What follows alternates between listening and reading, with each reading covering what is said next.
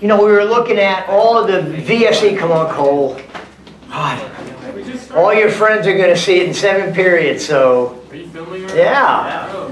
Oh yeah, you already know. Hey Bo. All right. I happened to get up and grab the bathroom. What's up, Dylan? I see you in there. So yesterday we were looking at VSEPR theory and how molecules make shapes. Electrons want to get as far apart from each other as possible. And it's an incredibly powerful theory. 95% of all molecules that exist in nature, VSEPR accounts for.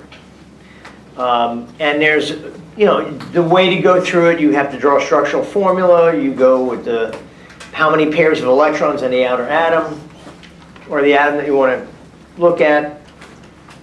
That's going to lead you to a shape and all that kind of stuff that we did yesterday. So, but we got to look at what's going on inside the orbitals. You got to stay with me now. This stuff's a little goofy and it's a little abstract. All right? I mean, it's not hard, but you got to think about it a little bit. All right. So I'm going to go back here, and if I can get the board to work, if I can get things to work today, utter miracle. All right. Carbon. Are we good now? Yeah, you're fine. Okay, great. Bothering me.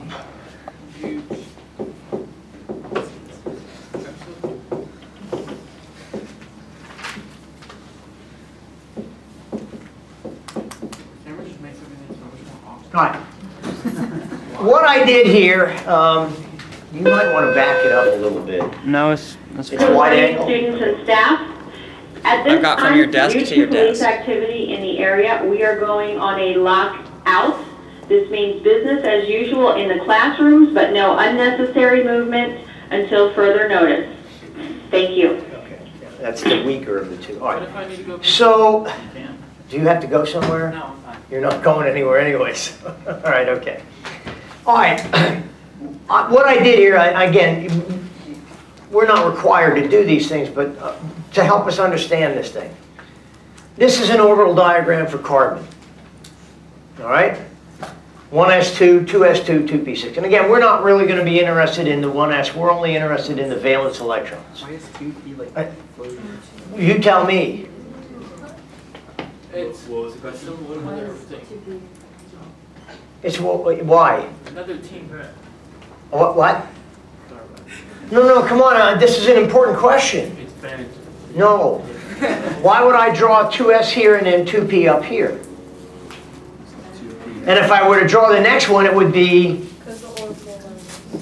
3s and then 3p. But what are we doing here? Another level. Increasing in Electron. Yeah, they increase in energy. I mean, and remember, it's about energy levels, and the 2p orbitals are at a higher energy level than the 2s. So if you were to write it in 3s, would you write it down again? No, it would be above the 3p because it's at a higher energy level there as well. Right. And again, kids say, well, how do you, this is all the mathematics of that crap we learned last unit with, you know, quantum mechanics. All right. So here's the problem that we see. I mean, this is a common, actually a very important common compound. The correct name, carbon tetrahydride, the common name is methane. No, come on, where do we find methane? No, come on. What? Natural gas, yeah. It's the active, it's one of the main components to natural gas. And we rely on it quite heavily. All right, so draw me a structural formula for methane. Come on, we don't need laptops today. What we need is paper and pencil and, shh, come on. Because we're going to add into our chart coming up here. All right? Yeah, I mean, no, but it probably is in the chart. Yeah. But again, I just want you to, if we do this, okay, got 8 valence electrons, I put the carbon in the middle, I link up to 4 hydrogens. Great, wonderful. That's Go it. to my notes about this subject. All right. Look, there's none. I only have nothing So, to look back to. when we draw the structural formula for methane, we get the, great, what kind of shape does that leave me? Come on, what we learned yesterday. How many pairs of electrons or bonding pairs are on that carbon atom? 4. Are there any lone pairs? No. 4 bonded, 0 lone pairs leads me to what shape? Tetrahedral. You got to be able to do that. Okay? In a tetrahedral, we see experimental evidence shows us 4 equal energy orbitals. Let that sink in a second. We see 4 equal energy orbitals. If I were to look at it from this aspect, okay, here's hydrogen with its 1s. Here's another hydrogen with its 1s. Here's another hydrogen with its 1s. Here's another hydrogen with its 1s electron, okay, because that's what a hydrogen has. And if we're going to make this compound, then that means each of those electrons have got to link up with the carbon. Well, each of these lines have to have 2 electrons, so what do you think?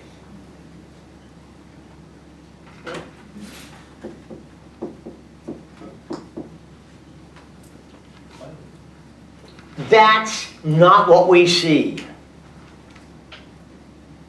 That's literally showing 2 hydrogen electrons going into a p orbital. That's not what we see. That's not what we are seeing with experimental evidence for the methane molecule. So we got to come up with some way to describe what we are seeing. Do you understand what I'm saying? This is showing me an energy, 1 bond. There isn't even a bond here. We got a covalent bond here and a covalent bond here, but this is, both electrons from hydrogen are going into 1 p orbital from carbon. That's not what we see. So how do we explain this? All right, here's the theory. It's called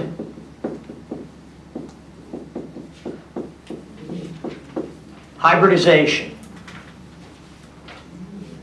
All right? That's what it's called. And if you look at your PowerPoints, that's this.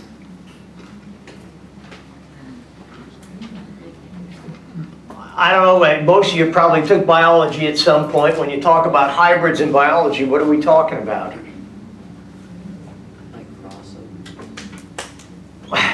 I have no idea what this is. Sorry guys, in 7th period and 6th, you're not looking at Gabe when he was doing that, so it was an interesting experience. What does that mean? I don't even know. Okay, at least you're honest. Well, come on, hybrids in biology, do they talk about that stuff when you have like a yellow pea and a green pea? Oh, yeah. Homozygous. Yeah! That's what the P. And when you mix them, you get out a hybrid of the 2 different ones, and you get, if you mix a yellow and a green, you get a what? Green.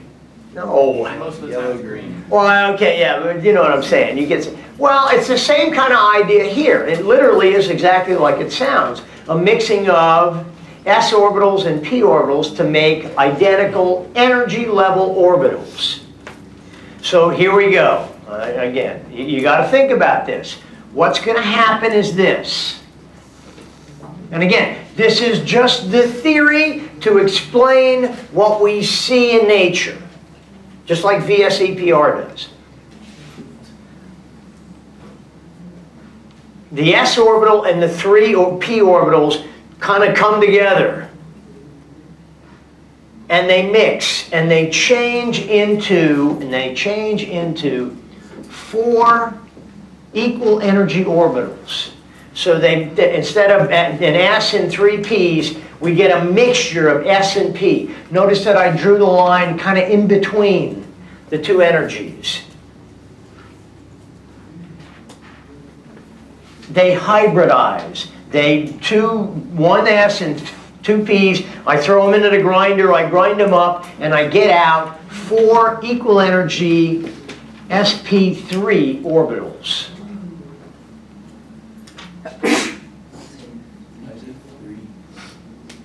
The reason why it's called sp3 is because we take one s orbital and the 3 p orbitals, and we hybridize them.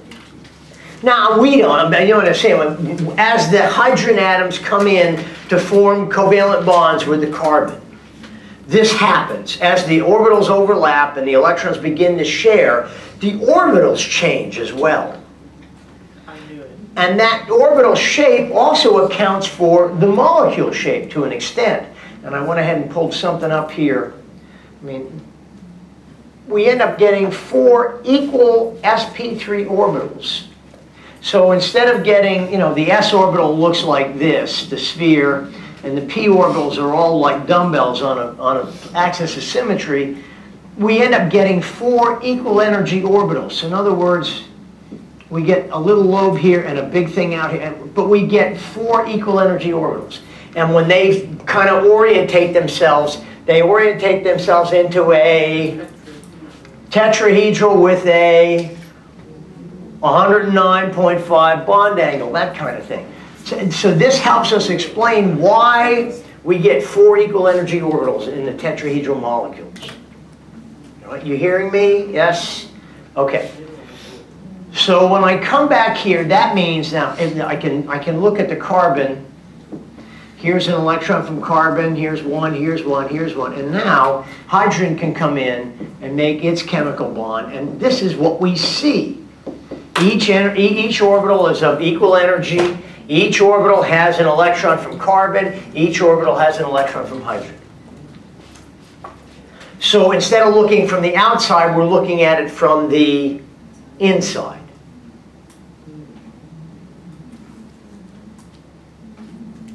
All right, so any tetrahedral orientation of orbitals is going to be sp3 hybridization. Whoosh. Any tetrahedral orientation of orbitals is going to lead to sp3 hybridization. All of it? Yep. Now, that's why when you go back and look at that sheet I had up there yesterday, can I pull that thing up real quick? If things work around here, you never know. Here.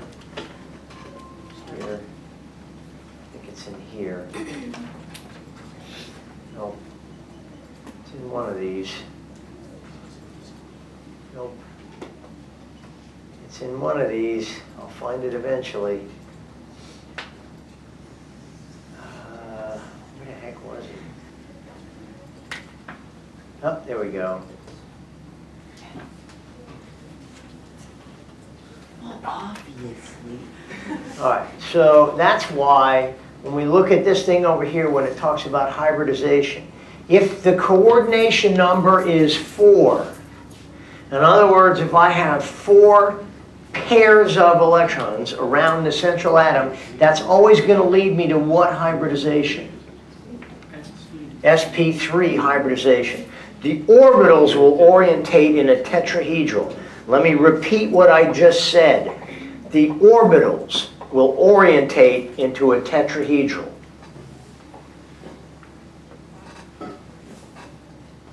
That does not mean the molecule shape is a tetrahedral. That's going to depend on what's bonded and what's lone pairs. So all 4 of these in this scenario are sp3 hybridization. But the shape of the molecule depends on what?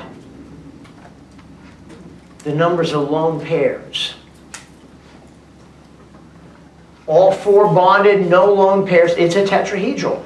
But if there are 3 pairs and one is a lone pair, the shape of the molecule is a pyramid. It's still what?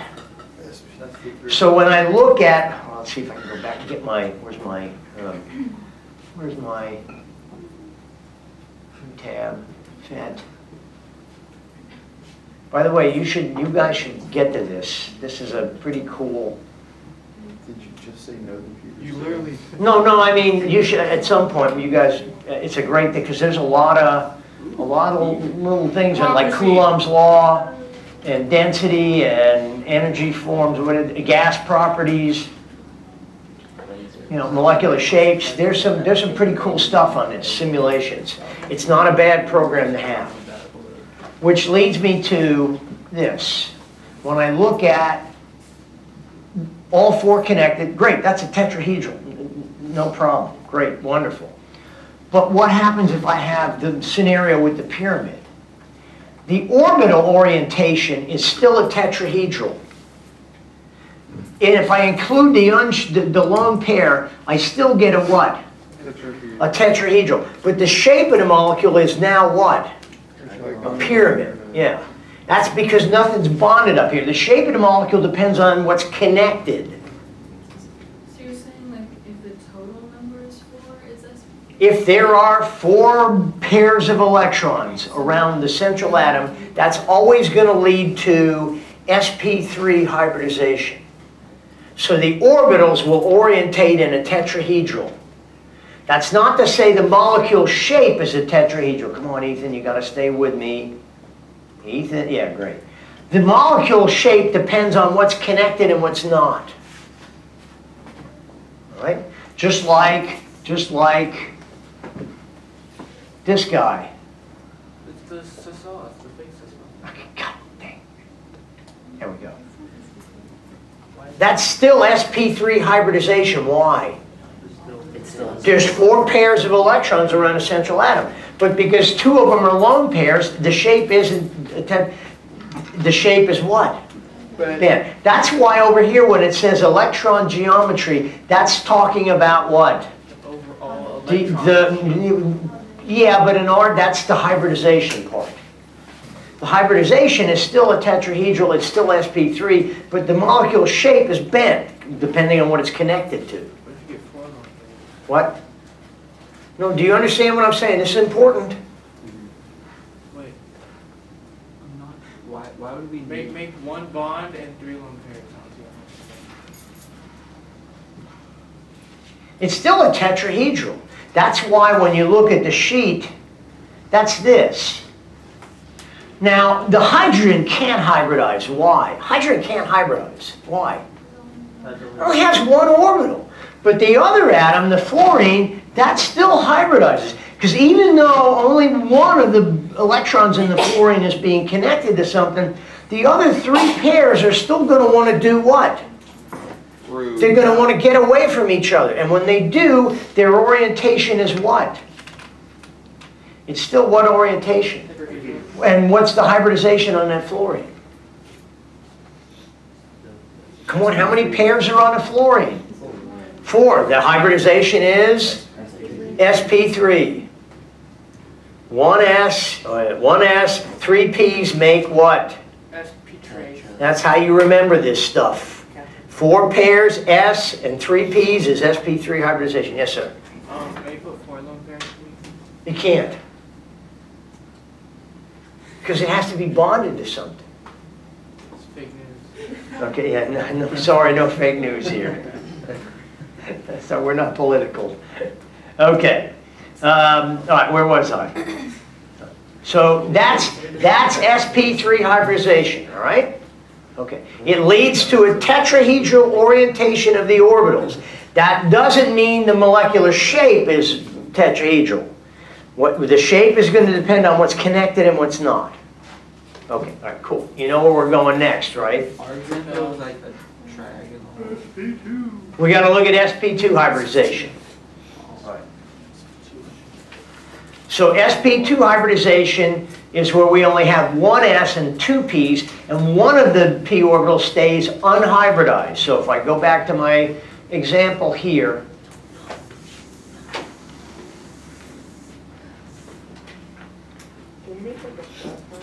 well, I'm sorry, what? What? I was thinking, can you make like a flat triangle? Yeah, it's coming. No, like, they're all bonded to each other with like empty things. Like, I get what you're saying. Like, Here we go. which one is bonded to? Here's the SP2 scenario. So in these cases, we get one S and two P's hybridized. So we end up getting this.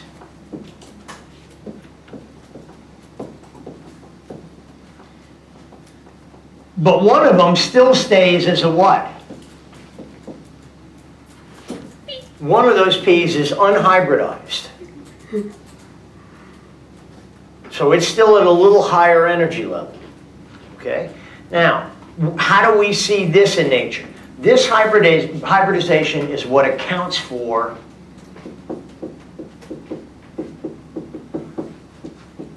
double bond. this is what accounts for double bonds. Right. And let me see if I got something in the wiki thing here.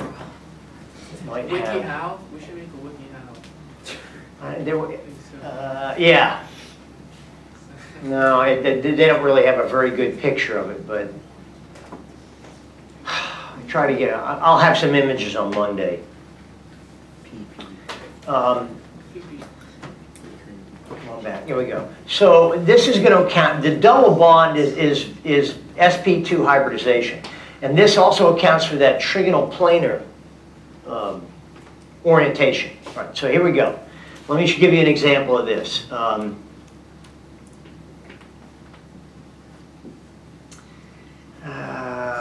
Come on, brain. See. H2O. I knew Yeah. it.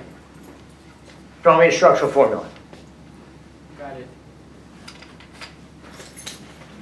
Those of you in 6th and 7th period, draw a structural formula. You're done, Mr. Bookstore?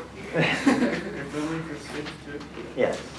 Come on, how do you do it? It's the same stuff we do every time. Come on, you got to be able to do this on next Friday. You got to do it in May. What are you going to do first?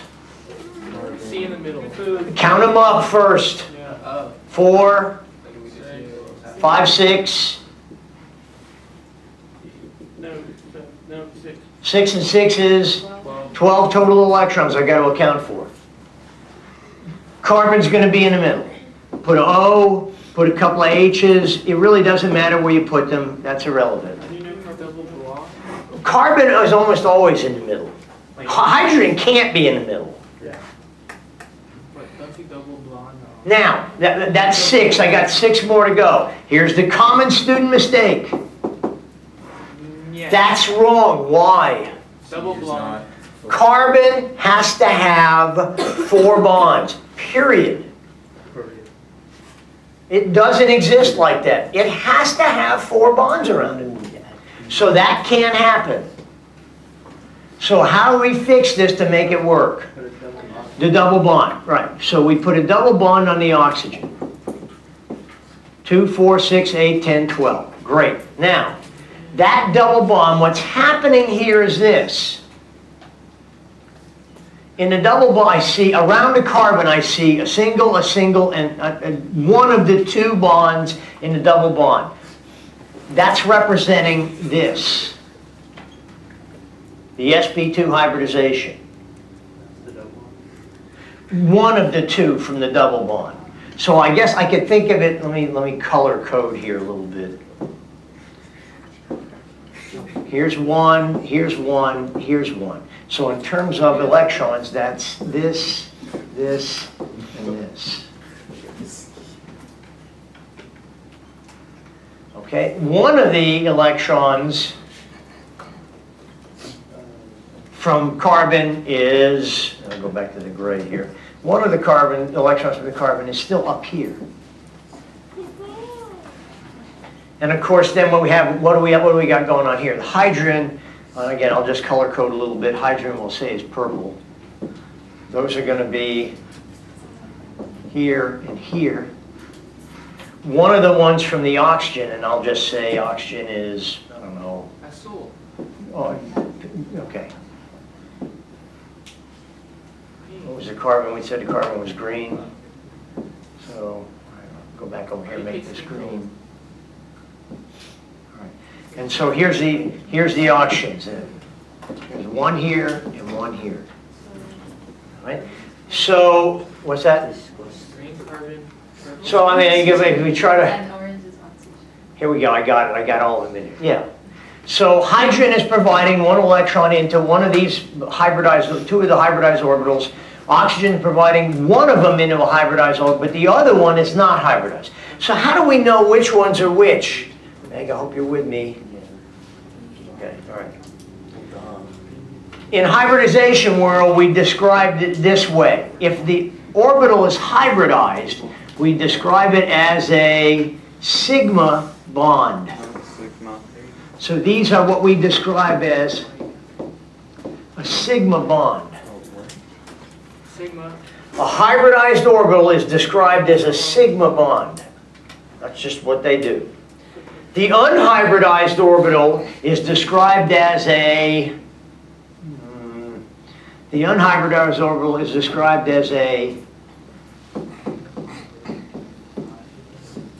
pi bond.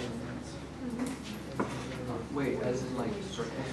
The only time you can have a pi bond is in a double or triple bond. It's one of the unhybridized orbitals.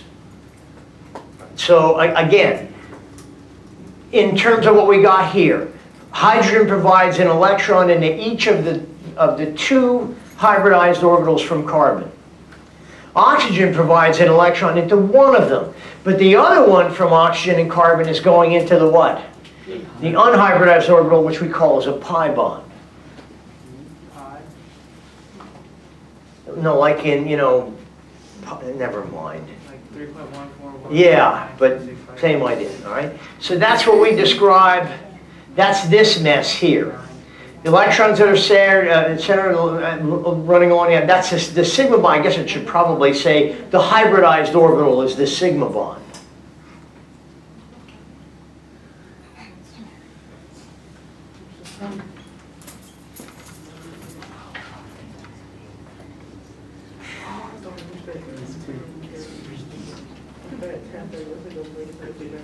Did I spell that right? No. No. I resisted it. There we go, okay. Hybridized. All right, that help a little bit maybe? So the hybridized orbitals are the ones we call sigma bonds. The one that's not hybridized is the, I spelled the other one wrong too, didn't I? Or it may not. No, it'd be un with a, it'd be UN and a dash, right? Yeah. Okay. Is that better? Okay. And so this accounts for some of the, this also helps us account for that delocalization of electrons. Because in a sense, that pi bond kind of floats among the whole molecule. All right, so far so good. And now, I know you're going, oh my God, I'm never going to remember this. Here's how you remember this. If it's a double bond, what's the hybridization? sp2. Double bond, sp2 hybridization. Double 2. Yep. All right. Every single sp2 hybridized molecule will lead to what molecular orientation? Tetrahedron. No. No. Trigonal planar. Yeah. How many pairs are, and remember when we say pair, coordination number, that's considered one bond. 1, 2, 3. Looking at my little chart thingy here. Coordination number of 3. What's the hybridization? sp2. If all 3 are connected and there's no lone pairs, what does it lead me to? Trigonal planar. So the orbital orientation in sp2 hybridization is always trigonal planar. But the molecule may not be trigonal planar. It could be what? Bent. For example, remember the thing we did yesterday at the end of the day?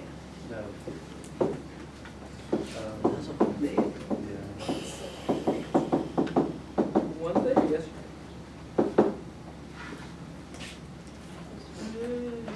What do we call that?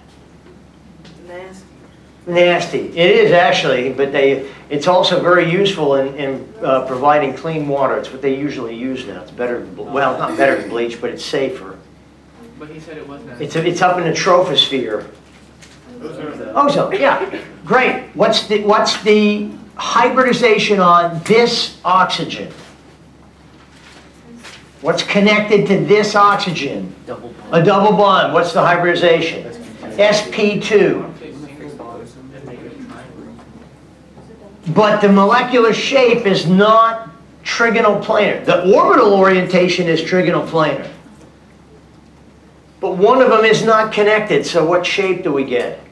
Bent, yeah. Same kind of idea. The shape depends on what's connected or not.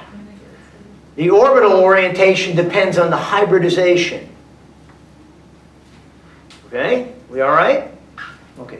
This one also is sp2 hybridized. The orbital orientation is a trigonal planar. This is not. How many pairs are on that atom? Pairs of electrons. Don't you say 3, there's 2 in the line. 4, what's the hybridization on that oxygen? sp3. Because there's 4 pairs on, yeah. What would be the orbital orientation? Say it louder, Desiree. Tetrahedral, yeah. Now it's not, I mean, it's connected by a line here because only one pair is connected, but the orbital orientation is still a tetrahedral. So in other words, if I'm that oxygen, here's my chemical bond, the electrons are here, over there, and down here. Y'all hear me? Yeah. You got to think about this a little bit, but the key is how many on the central pair, or how many on the central atom. So each atom has its own hybridization. Each atom could have its own hybridization, yeah. What about the top one? Well, I don't know. What do you say? Is that O connected to a double bond? Yeah, so what's this got to be? Double bond. sp2. Yeah. Okay? Great. Oh, you got one more to go. Perfect. I'm going to have good timing here, I think. What's the last one I need to worry about? We got to account for the triple bond thing. So we got sp hybridization is going to account for the triple bond. And again, same idea. S and P. Only 2 orbitals are being hybridized. The other 2 p's are staying unhybridized. And this is going to account for a triple bond scenario. 1 sigma, 2 pi. Any bond that's not hybridized is classified as a pi bond. The one is classified that is hybridized as a sigma bond. Yeah. All right. So this should actually just say the triple bond. If it's a triple bond, it's what? sp hybridization. That is the easiest way to remember this stuff. So let me give you an example here, all right? One of the most common compounds that we have. Teachers and students, please pardon this interruption. Thank you very much for your cooperation this morning while we've been in our lockout. The police activity in the community has been contained and we are lifting the lockdown. They caught the bad guy. We are aware that some students did not receive breakfast this morning, and we are working with our cafeteria staff to figure out how we can get those students breakfast, and we will be back on the PA system before the end of the period to notify those students. Thank you again for your cooperation today, and happy Friday. I never think about those kind of things. But, okay. Come on, give me a Lewis structure. Come on. What do you do? And then, David, count them up. 4, 10. 8, 10. Great, wonderful. You can't put the H's in the middle. What do you do? Carbon is Okay. 2, 4, 6. Here we go. Oh, great. Great, wonderful. I see this common mistake all the time. 2, 4, 6, 8, 10, 12, 14. That's way too many. What? Triple bond. Yeah.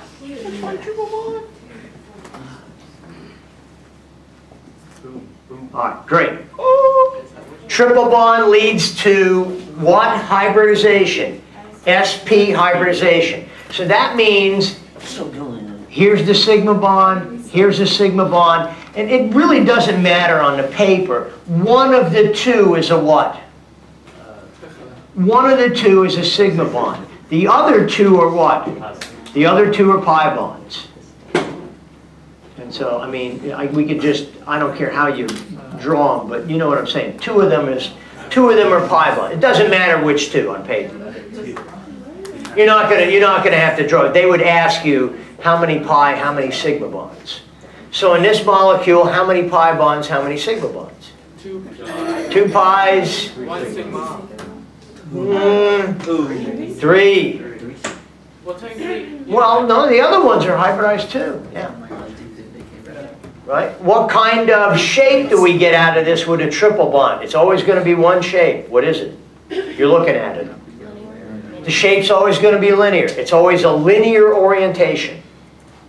Triple bonds always make linear orientations. It literally looks like what it is. All right? Question?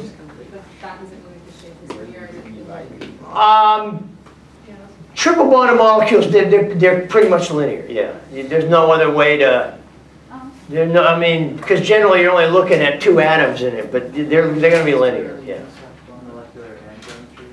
Yeah, I mean, even if I were to link this thing, well, let's leave that there, go this way, but even if I were to link this with some other carbon, like this, which actually does exist, these carbons are still triple bond, that's still linear. That part of the molecule would be linear. This part of the molecule, however, would be tetrahedral. Now, I mean, the molecule itself will be tetrahedral, but those orbitals would be, I mean, depending on what's connected to it, yeah, they would be tetrahedral.